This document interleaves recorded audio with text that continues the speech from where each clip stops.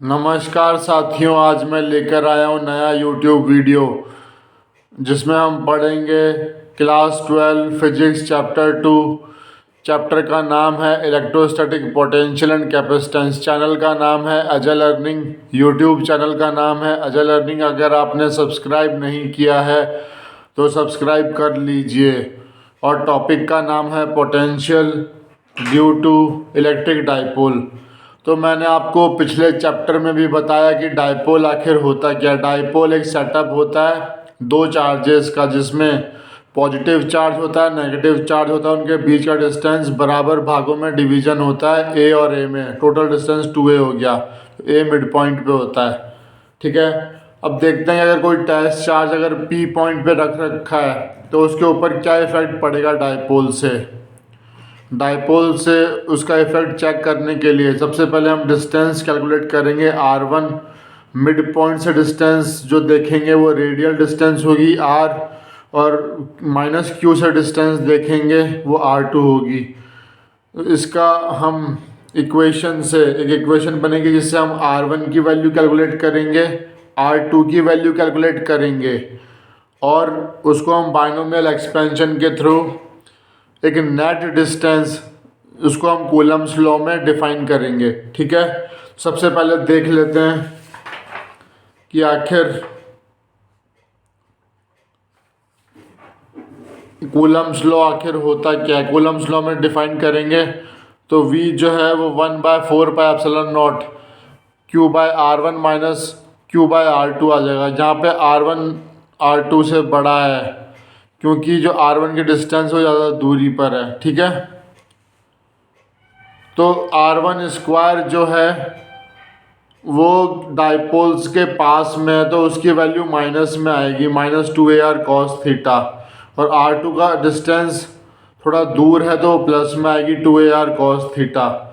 तो जिसको हम अगर ज्योमेट्रिकल फिगर पाइथागोरस थ्योरम से देखेंगे तो r1 square r square plus a square minus 2ar cos theta आ जाएगा, और r2 स्क्वायर आ जाएगा r square plus a square plus 2ar cos theta. अब इसमें से r स्क्वायर कॉमन ले लेंगे तो यहाँ से जो यहाँ से नई इक्वेशन आएगी वो 1 - 2a cos theta by r आएगी। यहाँ पे 1 + 2a cos theta by r आएगी। तो बाइनोमियल एक्सपेंशन से तो फर्स्ट ऑर्डर का जो पहला एलिमेंट होगा वही लेंगे, तो वो रूट में आएगा माइनस रूट में, ठीक है। r2 का भी रूट में आ जाएगा। ये आप देखिए इक्वेशन पे ज़्यादा ध्यान मत दीजिए, आप केवल कंसेप्ट पे ध्यान दीजिए। मैथमेटिकल इक्वेशन आप मैथ्स में भी पढ़ सकते हैं, ठीक है।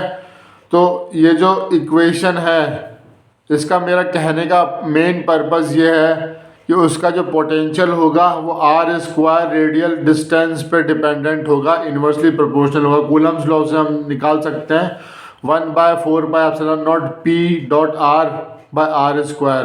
यहाँ पे r बहुत बड़ा है a से, तो जब r बहुत बड़ा है तो r स्क्वायर केवल डिनोमिनेटर में आएगा।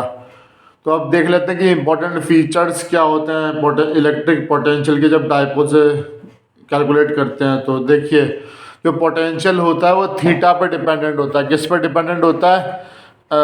डाइपोल मोमेंट P और R के बीच में जो एंगल होता है थीटा उस पर डिपेंडेंट होता है।